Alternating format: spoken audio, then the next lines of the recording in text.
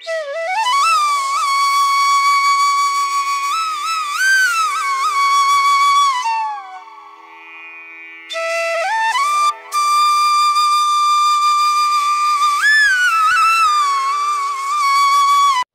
नमस्कार, मी सुप्रिया नवीन एका ब्लॉगमध्ये आपलं मनापासून स्वागत करते। तुम्हाला आजचा दिवस सुखाचा, आनंदी आणि आरोग्यदायी जाओ।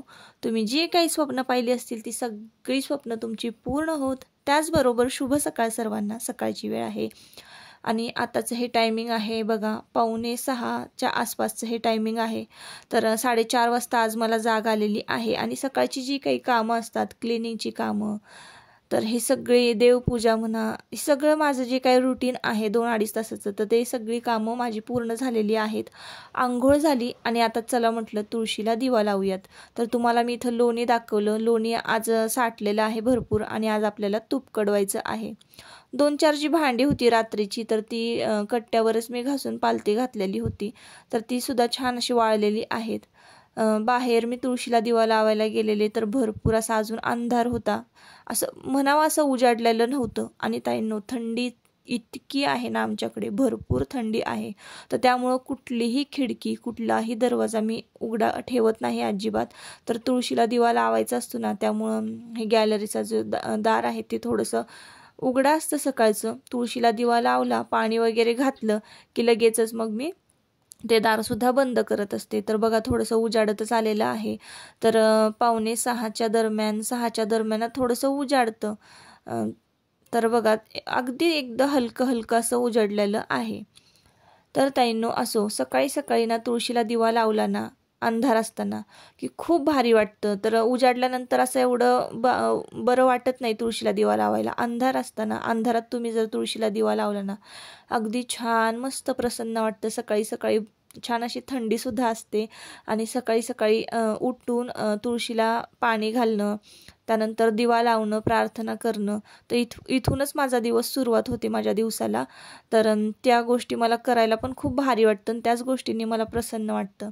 तर काय होतं सकाळी सकाळी बघा माझं स्किन केअर रुटीन, व्यायाम, मेडिटेशन, क्लिनिंगच्या ह्या सगळ्या ज्या आहेत, म्हणजे घरातलं स्वच्छता, बाहेरची स्वच्छता, सडा रांगोळी, उंबरा बाहेरचा जो काही पॅसेज आहे उंबरट्या बाहेरचा, तर तो सगळा स्वच्छ करून रांगोळी, देवपूजा, हे सगळ्या गोष्टींना आहे ना मला 2-2.5 तास लागतात आणि माझ्या स्वतःसाठीच आहे ना मला अर्धा-पाऊण तास तरी लागतो। तर त्यामध्ये ना माझ्या ह्या सगळ्या व्यायाम, मेडिटेशन आणि हे सगळे स्किन केअर रुटीन वगैरे या सगळ्या गोष्टी येतात। तर सकाळी सकाळी ना स्किन केअर जे आहे माझं, तर मी ते थोडं मागे ठेवलं, तुमच्याबरोबर मला शेअर करायचं होतं त्यामुळं। आणि सर्वात आधी घरातली सगळी क्लिनिंगची कामं आटपून घेतली आणि तुळशीला दिवा वगैरे लावला, देवपूजा वगैरे झाली माझी। तर चला म्हटलं तर आज ना तुमच्याबरोबर स्किन केअर रुटीन शेअर करूया। तर काय होतं ना, सकाळचं जे काही माझं रुटीन आहे ते तुमच्याबरोबर अगदी असं 5-10 मिनटामध्ये शेअर केले आणि झाले असं होत नाही ताईंनो।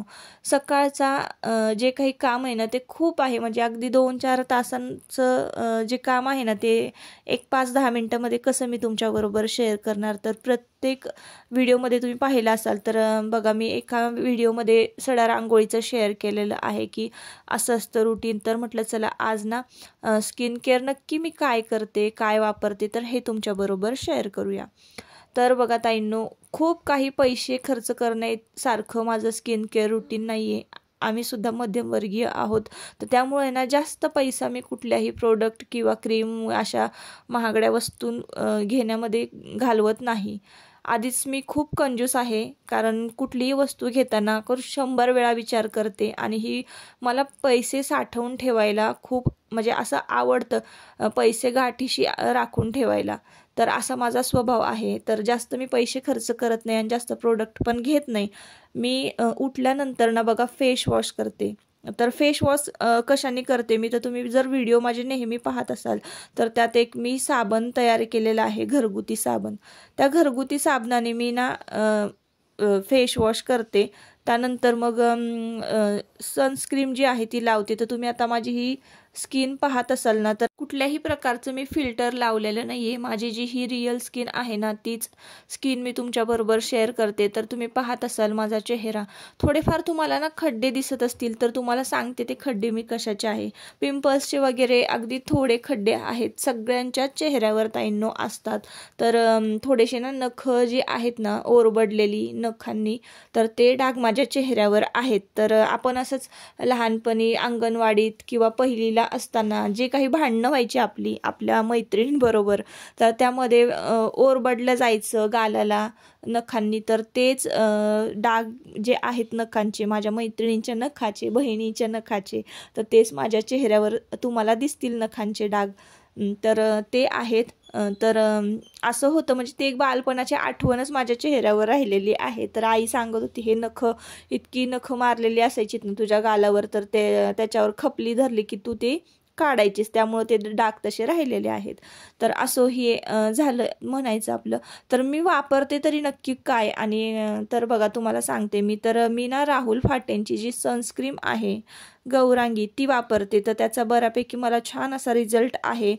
जे काही चेहऱ्यावरचे जे डाग आहेत बारीक बारीक, म्हणजे पिंपल्स नंतरचे काळे डाग, तर ते कमी होतात त्या सनस्क्रीमनं.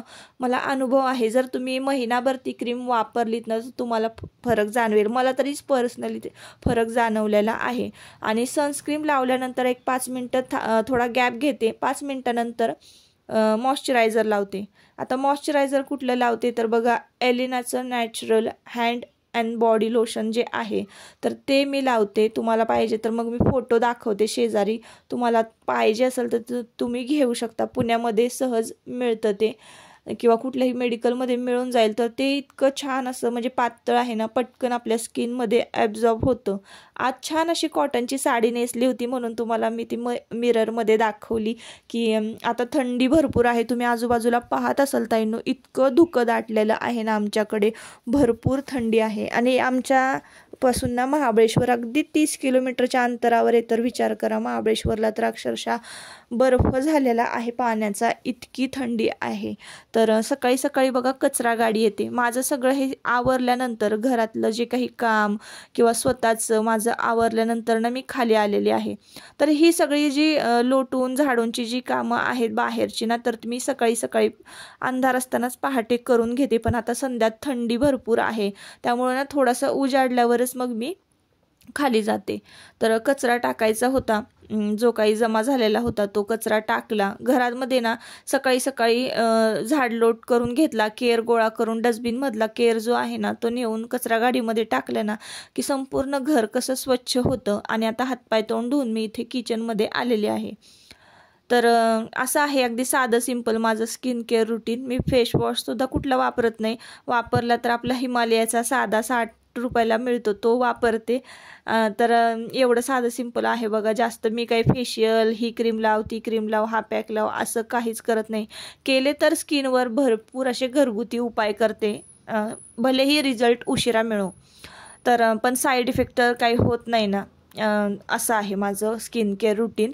तर आता ना घरातले मेंबर्स जे आहेत हळूहळू उठायला लागलेले आहेत, आणि आत्ता टायमिंग झालेला आहे 7:30 वाजलेले आहेत ताईंनो. तुम्ही जर माझे ब्लॉग नेहमी पाहत असाल, तर माझी सुरुवात नेहमी अन्नपूर्णेच्या पूजनापासून होत असते.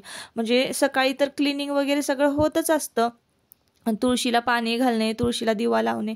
तर माझं हे सगळं आटपून झाल्यानंतर माझा जो वेळ आहे मी स्वतःसाठी घेते. माझी जी काही स्वतःची कामं आहेत ती करते. घरातली जी काही कामं आहेत थोडा वेळ घरासाठी देते.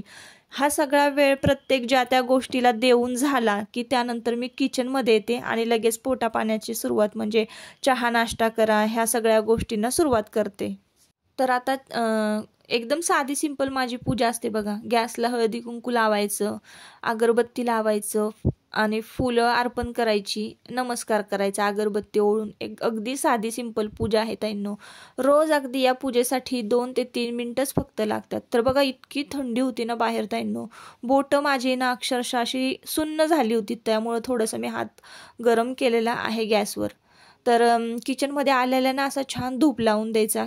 धूप लावला ना किचनमध्ये एकदम प्रसन्न असं वातावरण ताईंनो तयार होतं. नेहमी ना सकाळी सकाळी धूप लावायचा. किचनमध्ये आल्यानंतर तर आपल्याला ना म्हणजे किचनमध्ये काम करावंसं सुद्धा वाटतं. जी काही आजूबाजूची नेगेटिव्हिटी असते ती सुद्धा धुपाने नष्ट होते.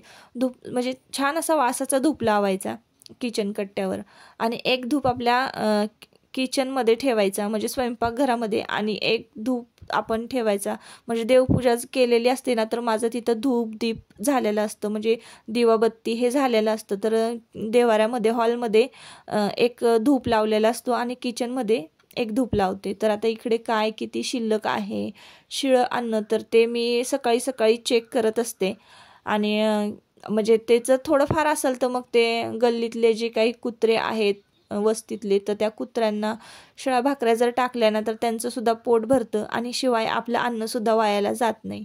तर असं असतं माझं सकाळचं रुटीन. तर बघा किचन कट्ट्यावर जे काही कामं होतं ना ते सुद्धा करून घेतली, चहा वगैरे करून घेतलेला आहे आणि आज ना म्हटलं चला आता लादी वगैरे सगळं पुसून घेऊया. लोटून झाडून तर झालेलं होतं ताईंनो, फक्त लादी पुसायची राहिलेली होती. तर सकाळी सकाळी आता थंडीचे दिवस आहे ना तर एखादं काम जे आहे तर ते मागे राहून जातं. तर म्हटलं चला लादीसुद्धा पुसून घेऊया.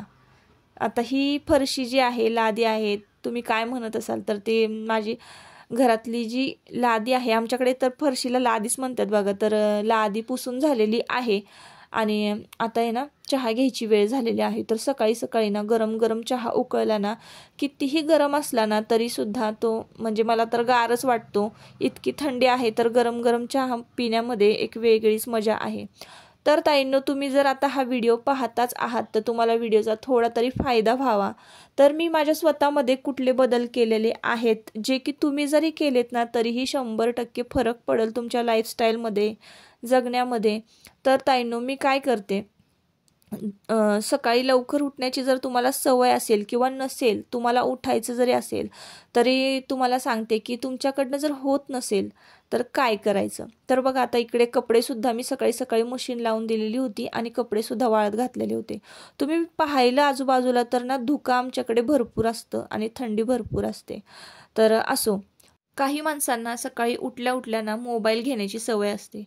मोबाईल हातामध्ये घ्यायचा आणि मग आपली जी काही कामं आहेत ना म्हणजे पाणी पीत बसणं किंवा मोबाईल हातात घेऊन चहा पीत बसणं, नाश्ता करत बसणं, ह्या सगळ्या गोष्टी ना काही लोक करतात आणि मी सुद्धा बरं का तसंच करत होते. तर त्या गोष्टी त्या सवयी मोडायच्या आहेत. या सवयी मोडल्याने ना ताईंनो भरपूर असा आपल्या लाईफस्टाईलवर आपल्या आयुष्यावर फरक पडत असतो. तर सकाळी सकाळी मोबाईल घेतला ना की काय होतं तुम्हाला सांगते मी. तर आता इथे ना मी लोणी कडवायला घेतलेलं आहे आणि आता लोणी ना हे सगळं हलवून घेणार आहे. 8-15 दिवसाचं हे लोणी आहे. तर मी जास्त दिवसही लोणी म्हणजे ठेवत नाही. अगदी 15 दिवसाचंही होऊ देत नाही आणि अगदी 4-5 दिवसातही हलवत नाही. आता सतत जर लोणी आपण 4-5 दिवसाला हलवत राहिलो तर आपला गॅस किती वायाला जाईल. म्हणजे प्रत्येक वेळेस जर लोणी थोडं थोडं लोणी जर कडवायचं म्हटलं तर गॅस वेस्ट होणार. मग मी काय करते जास्त दिवस शिळंसुद्धा होऊ देत नाही. म्हणजे अगदीच 8-10 दिवसांनी हलवते. अगदी 15 दिवसाचं होऊ देत नाही आणि लगेच एक 4-5 दिवसातही हलवत नाही. तर असं करत असते. त्यामुळं लोणी जास्त शिळंही होत नाही आणि आपला गॅसही वायाला जात नाही. तर हे सगळ्या गोष्टी सगळ्या लक्षात घेऊन मी प्रत्येक काम करत असते. म्हणजे प्रत्येक कामाचं एक वेगळं गणित असतं. तर असो ताईंनो परत मूळ मुद्द्यावर येते. तर कुठल्या गोष्टी आपल्याला सकाळी सकाळी टाळायच्या आहेत. तर सगळ्यात आधी महत्त्वाची एक गोष्ट 100% तुम्ही टाळा स्वतःहून. तर मोबाईल हातामध्ये घेणं. मोबाईल हातामध्ये घेणं आणि पाणी पीत बसणं, चहा पीत बसणं, त्यानंतर परत आहे त्या तुमच्या आवडत्या गोष्टी.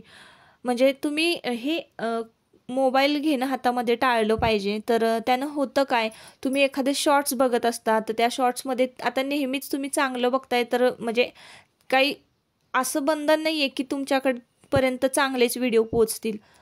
समजा ॲक्सिडेंटचा व्हिडिओ एखादा समोर येतो किंवा असे तुमचे मन विचलित होईल किंवा तुमच्या मनाला वाईट वाटेल असे जर व्हिडिओ तुमच्या समोर आले आणि तुम्ही ते पाहिलं तर तुमच्या संपूर्ण जो दिवस आहे तुमचा तो अगदी वाईट जाणार आहे. तुम्ही त्याच गोष्टींचा विचार करत राहणार की आयुष्य किती लहान आहे आणि असं होऊ शकतं तसं होऊ शकतं असा आपण विचार करत बसतो आणि आपण आजचा जो क्षण आहे तो जगायचं सोडून देतो आणि हे सगळं विचार करण्यामध्येच हा वेळ सगळा घालवत असतो.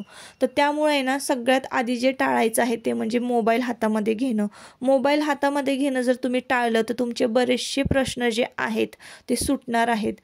तुम्ही जर जास्त विचार करत असाल एखाद्या वाईट गोष्टीवर तर ते सुद्धा तुमचं बघा तुमच्यापासून ते दूर राहणार आहे. आणि तुम्ही जर समजा राशी भविष्यांवर जास्त विश्वास ठेवत असाल तर राशी भविष्य बघण्याची सुद्धा बघा काही लोकांना सवय असते आणि त्या राशी भविष्यावरनं आपलं भवितव्य कसं ठरणार आहे हे काही लोकांना ना म्हणजे विचार करतात असं दिवसाला.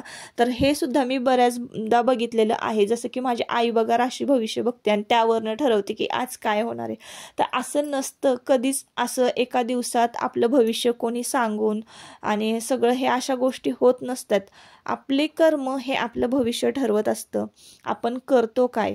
तर त्यामुळे ना सकाळी सकाळी त्या सुद्धा गोष्टी टाळायच्या आहेत जेणे की समजा आता राशी भविष्यामध्ये तुम्हाला जर थोड्याफार गोष्टी वाईट कळल्या की हा ग्रह तुमच्या हे म्हणजे हा ग्रह वाईट आहे, हा तुमच्या कुंडलीत हे वाईट आहे असं जर तुम्ही ऐकलं तर तुम्ही तोच तर्कवितर्क लावत असता आणि ज्या गोष्टी आपल्याबरोबर घडणार नाही आहेत त्यासुद्धा आपल्याबरोबर घडायला सुरुवात होते. म्हणजे आपली मेंटॅलिटी आपलं मेंदू जो आहे ना तर तो चांगल्या पद्धतीनं काम करण्यासाठी तुम्ही ह्या सगळ्या गोष्टी खरंच टाळायला पाहिजे. सकाळी सकाळी मोबाईल घेणं, TV बघणं ह्या सगळ्या. मग आता करायचं तरी काय. ह्या गोष्टी नाही करायच्या तर मग करायचं काय.